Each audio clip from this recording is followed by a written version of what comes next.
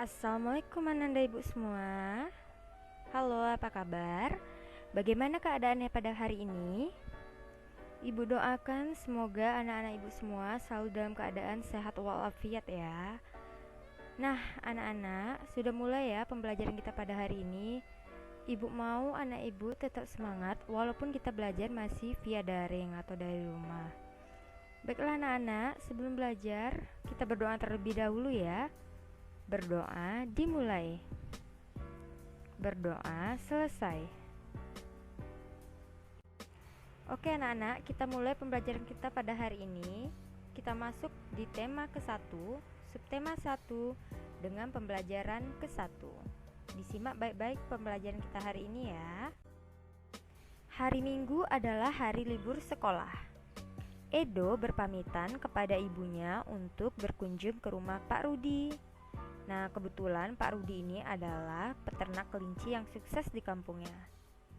Kemudian Pak Rudi mengajak Edo untuk melihat-lihat kandang kelinci yang ada di belakang rumahnya.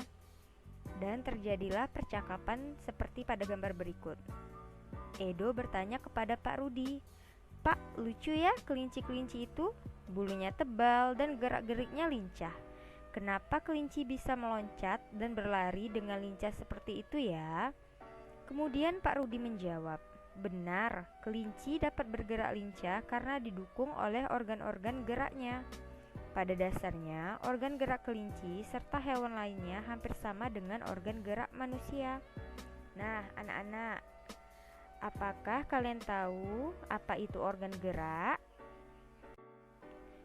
Organ gerak manusia dan hewan. Salah satu ciri dari makhluk hidup adalah bergerak. Secara umum, gerak dapat diartikan berpindah tempat atau perubahan posisi sebagian atau seluruh bagian dari tubuh. Makhluk hidup akan bergerak apabila ada rangsangan yang mengenai sebagian tubuh atau seluruh bagian tubuhnya. Gerak pada manusia dan hewan menggunakan organ gerak yang tersusun dalam sistem gerak. Nah, organ gerak ini berguna untuk berjalan, berlari, melompat, memanjat, kemudian memegang, berenang, menggali, meloncat, dan sebagainya. Nah, anak-anak ibu, jadi organ gerak pada hewan dan manusia ini memiliki kesamaan loh. Alat-alat gerak yang digunakan pada manusia dan hewan itu ada dua macam. Alat-alat gerak yang ada pada manusia dan hewan yaitu alat gerak pasif dan alat gerak aktif. Nah, alat gerak pasif ini berupa tulang, sedangkan alat gerak aktif itu berupa otot. Otot disebut sebagai alat gerak aktif karena otot dapat bergerak. Nah, jadi otot itu memiliki suatu senyawa kimia yang membuatnya dapat bergerak.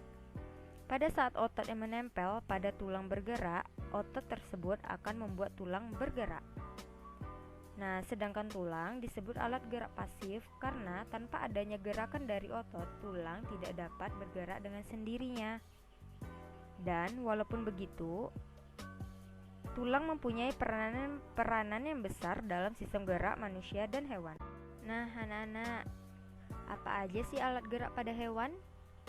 Nah, alat gerak pada hewan yaitu kaki, sayap, sirip, dan otot perut.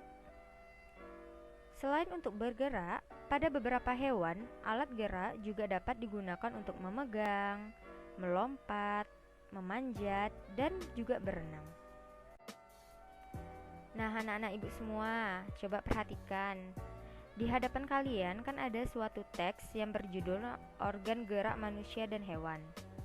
Nah, ibu mau bertanya, yang mana yang dikatakan ide pokok?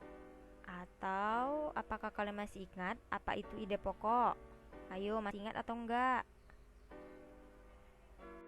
Nah, oke anak-anak, jadi ide pokok itu adalah ide atau gagasan yang menjadi dasar atau pokok pengembangan dalam sebuah paragraf. Lalu, bagaimana sih cara kita menemukan ide pokok itu? Nah, cara kita untuk menemukan ide pokok itu, langkah yang pertamanya yaitu membaca kalimat dalam paragraf satu demi satu. Paragraf itu kita baca secara teliti dan cermat ya. Setelah itu, kita temukan inti bacaan dari paragraf tersebut. Nah, setelah kita menemukan inti dari bacaan tersebut, inti paragraf itulah yang disebut sebagai ide pokok atau pikiran utama. Mudah bukan? Untuk kalimat utama, biasanya kita dapat temukan di awal kalimat atau di akhir kalimat. Nah, dalam satu paragraf terdapat kalimat utama yang berisi ide pokok dan juga kalimat pengembang. Lalu, apa itu kalimat pengembang? Ada yang tahu? Ya, benar ya. Jadi, kalimat pengembang merupakan pengembangan dari kalimat utama.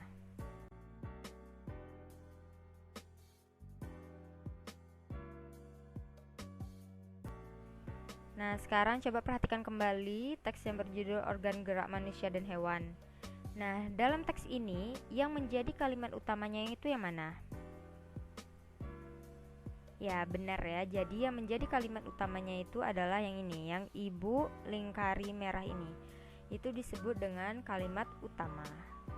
Dan untuk kalimat pengembangnya yang mana? Untuk kalimat pengembangnya adalah yang ibu garis merah ini.